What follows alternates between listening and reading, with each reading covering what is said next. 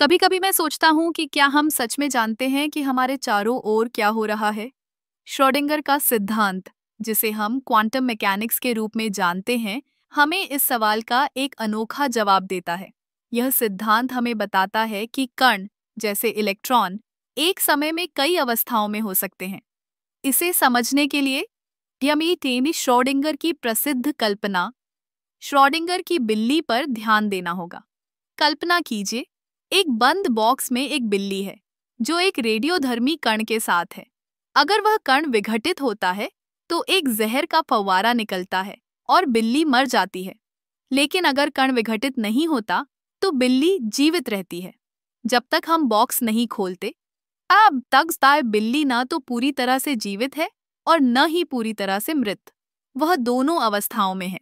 यह स्थिति हमें बताती है कि क्वांटम स्तर पर चीजें निश्चित नहीं होती। यहाँ पर एक महत्वपूर्ण बात यह है कि श्रोडिंगर का सिद्धांत केवल एक विचार प्रयोग नहीं है। ये हमें ये समझने में मदद करता है कि कणों की स्थिति और व्यवहार कैसे होते हैं। जब हम किसी कण को मापते हैं तो वह एक निश्चित स्थिति में आ जाता है, लेकिन मापने से पहले वह कई संभावित अवस्थाओं में होता है। इसे हम सुपरपोजिशन कहते हैं। अब अगर हम इसे और गहराई से देखें तो हमें पता चलता है कि यह सिद्धांत न केवल भौतिकी में बल्कि तकनीक में भी महत्वपूर्ण है। क्वांटम कंप्यूटर इसी सिद्धांत पर आधारित हैं। वे सुपरपोजिशन का उपयोग करते हैं, जिससे वे पारंपरिक कंप्यूटरों की तुलना में कहीं अधिक तेजी से काम कर सकते हैं।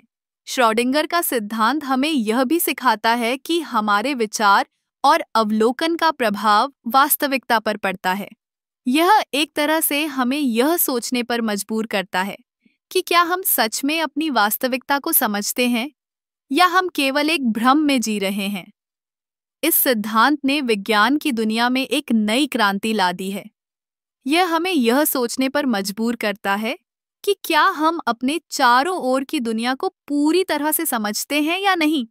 श्रोडिंगर का सिद्धांत हमें यह समझने में मदद करता है कि वास्तविकता कितनी जटिल और रहस्यमयी है।